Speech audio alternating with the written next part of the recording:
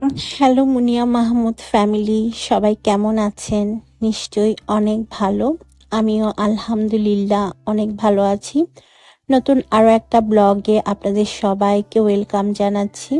যদিও আজকে ব্লগটা দিতে একটু সময় লেগে গিয়েছে, মানে দেরি হয়ে গিয়েছে।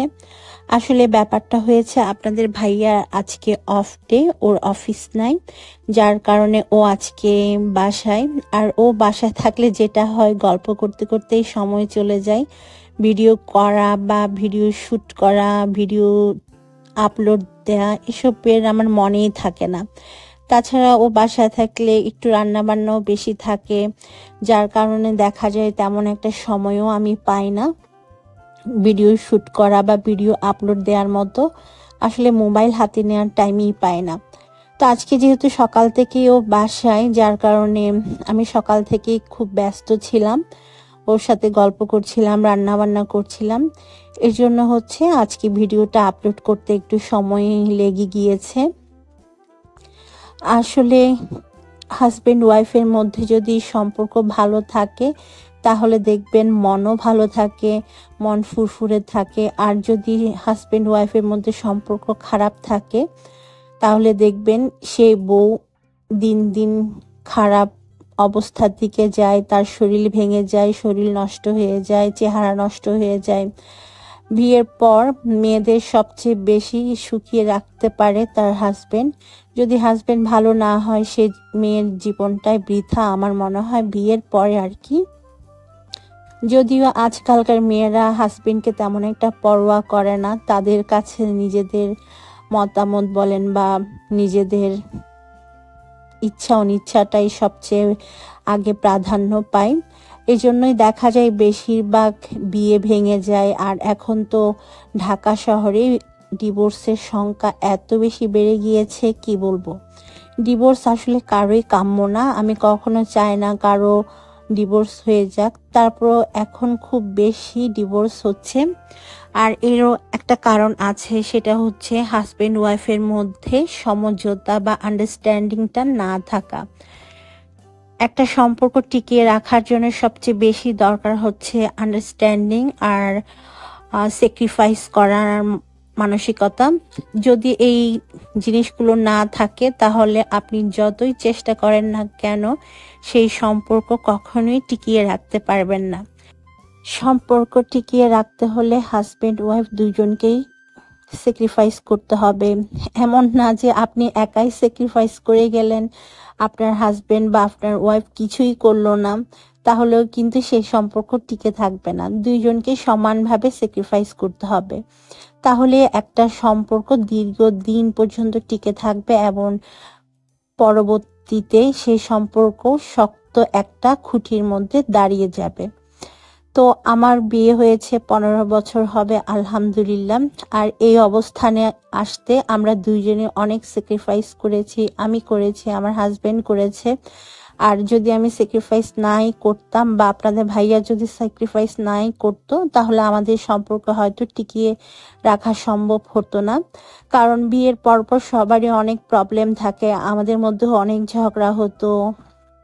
আমি অনেক বেশি জেদি ছিলাম, এতটাই এক রোখার জেদি ছিলাম যে আমাকে কোনোভাবেই সামলানো যেত না। কিন্তু আস্তে আস্তে আপনাদের ভাইয়ার কারণে আমার জেদ রাগ সব চলে গিয়েছে। ও আমাকে এগুলো থেকে বের করেছে, কিভাবে স্যাক্রিফাইস করতে হয় সেটা শিখিয়েছে। এভাবে করতে করতে আমাদের দুইজনের মধ্যে আন্ডারস্ট্যান্ডিংটা হয়েছে। আর এখন তো আলহামদুলিল্লাহ আমি অনেক বুঝতে শিখেছি, বুঝতে পারি ও কি চায় না চায়। আগে তো এসব কিছুই পারতাম না।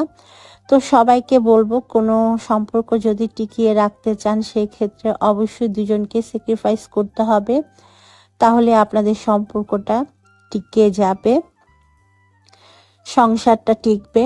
না হয়তো দেখা যাবে সেই সম্পর্ক আসলে টিকে থাকবে না।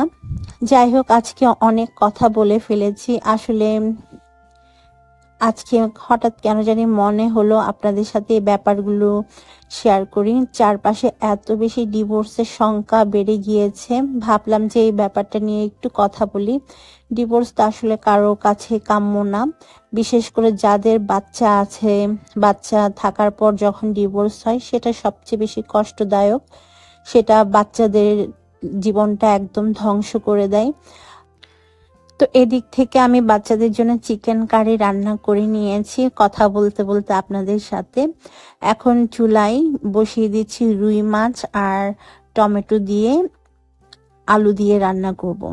আর আজকে এই রুই মাছের তরকারিটা এত মজা হয়েছে কি বলবো, খুবই টেস্টি হয়েছে। আপনাদের ভাইয়া একটু ঝোল ঝোল করে রাখতে বলেছিল, আমি ঠিক সেভাবেই রান্না করেছি। নতুন আলু দিয়ে রুই মাছের এই তরকারিটা খেতে এত বেশি মজা হয়েছে। আমার বাচ্চারা কখনো মানে এতটা পছন্দ করে না ঝোল দিয়ে রান্না করলে, বাট আজকে ওরাও মজা করে খেয়েছে। তো আমাদের বাসায় যেটা হয়, ঝোল দিয়ে তরকারি খুব কমই রান্না করা হয়। সবাই দেখা যায় কি মানে ভুনা খেতে পছন্দ করে, ঝোল তরকারি খুব কমই রান্না করা হয়। তবে আমার কাছে খুব ভালো লাগে, বিশেষ করে শীতের সময় সব ধরনের সবজি দিয়ে ঝোল ঝোল মাছের তরকারি খেতে খুব ভালো লাগে। আমার আম্মু দেখতাম আর কি, আম্মুকে দেখতাম শীতের সময় সব ধরনের শীতকালীন সবজিগুলো দিয়ে শুটকি মাছ রান্না করতো কাঁচা মরিচ বেটে। উফ, সেই তরকারিটা খেতে যে কি মজা লাগতো, মনে হয় অমৃত খাচ্ছি এরকম, এখনো মুখে লেগে আছে। আমরা যারা চিটাঙের মানুষ আছি তারা জানে এই শীতের সময় কাঁচামরিচ বাটা দিয়ে তরকারি খেতে কতটা মজা লাগে। এমন অনেক বাসা আছে চিটাগাঙে যারা শীতের সময় শুকনা মরিচ দিয়ে বা লাল মরিচ দিয়ে কোনো তরকারি রান্না করে না, শুধুমাত্র কাঁচা মরিচ বেটে রান্না করে। সেই রান্নাটা খেতে কি যে মজার, সেটা যে খায়নি সে বুঝবে না। যদিও এক এক অঞ্চলের রান্না এক এক রকম, তবে আমার কাছে সেই তরকারিগুলো অনেক খেতে ইচ্ছা করে। আমার মায়ের হাতে তরকারি খেতে ইচ্ছা করে, কাঁচামরিচ বেটে চিংড়ি মাছ দিয়ে রান্না করা তরকারি, বিভিন্ন ধরনের মাছের তরকারি, সেই সাথে শিমের বিচি কাঁচামরিচ দিয়ে বেটে খেতে কি যে মজার। মাঝে মাঝে ভাবি সেই দিনগুলো যদি ফিরে পেতাম। আসলে সেই দিন তো আর কখনোই আসবে না, যে সময়টা চলে যায় সেই সময়টা কখনোই আর ফিরে আসে না। সময় খুব স্বার্থপর একটা জিনিস, একবার চলে গেলে সেটা আর কখনোই ফিরে আসে না মানুষের কাছে, শুধু স্মৃতিটুকুই থেকে যায়। তো বিয়ের আগের জিনিসগুলো মাঝে মাঝে খুব মনে পড়ে আর কষ্ট পেতে থাকি। একসাথে কত মজা করতাম ভাই বোন মিলে, মা বাবা সবাই। দাদুর বাড়িতে যেতাম এই শীতের সিজনে, আমার ইউনিভার্সিটি বন্ধ হলে দেখা যেত আমি আমার দাদার বাড়িতে চলে যেতাম। ওখানে আমার ফুপু আমার দাদি ওনারা থাকতেন, এখনো আছেন যদিও আলহামদুলিল্লাহ। তো আমি বন্ধ হলে চলে যেতাম আর আমার ফুপুর হাতের মজার মজার রান্না খেতাম। আমার ফুপু এত মজা করে রান্না করতে পারে আর কি, উনার রান্না এত মজা লাগতো আমার কাছে। তো আমি বন্ধ হলে দেখা যেত চলে যেতাম। তো এখন সব আসলে স্মৃতি, মাঝে মাঝে এই জিনিসগুলো যখন মনে পড়ে তখন খুব খারাপ লাগে। মনে মনে ভাবি ইস, সেই সময়ে যদি চলে যেতে পারতাম কতই না ভালো হতো। আসলে যাওয়া তো যাবে না। তো এখান থেকে আমি বিকালের নাস্তা বানিয়ে নিয়েছি। আজকে এখানে মুগ ডাল আর পালং শাকের পাকোড়া বা পেঁয়াজু বানিয়েছি, আর বাচ্চাদের জন্য মিনি সাইজের পিৎজা তৈরি করেছি। এই পিৎজাটা খেতে অনেক বেশি মজা হয়েছে, আর এটা আমি ভেজিটেবল দিয়ে করেছি। তো আজকের মতো আমার ব্লগটা আমি এখানেই শেষ করছি। সবাই ভালো থাকবেন, সুস্থ থাকবেন। আমার চ্যানেলটাকে সাবস্ক্রাইব করে পাশে থাকা বেল বাটনটি প্রেস করে রাখবেন। আল্লাহ হাফেজ।